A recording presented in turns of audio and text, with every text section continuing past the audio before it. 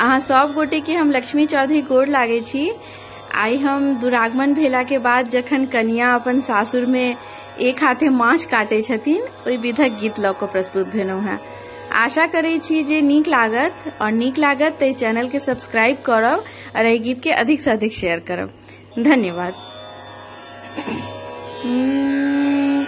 कथी के रे हाँसू लाए माछ बने थिन हे नव सुंदर कनिया।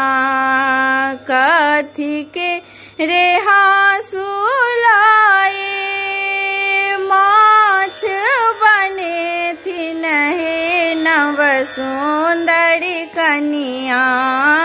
कथिए के बेत लगैब हे नव सुंदर कनिया।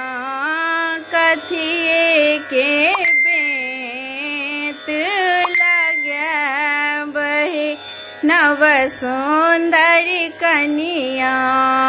सोने के हाँसू लाए माछ बने थिन हे नव सुंदर कनिया। सोने के हाँसू लाए माछ बने थिन हे नव सुंदर कनिया। रूपे के बेत लगैब हे नव सुंदर कनिया। रूपे के बेत लगैब हे नव सुंदर कनिया।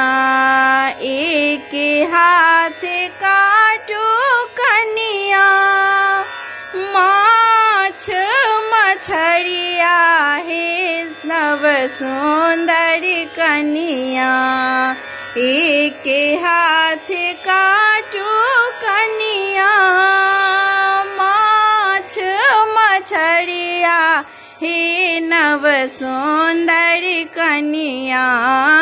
सखी सब देती नहीं गारी हे नव सुंदर कनिया।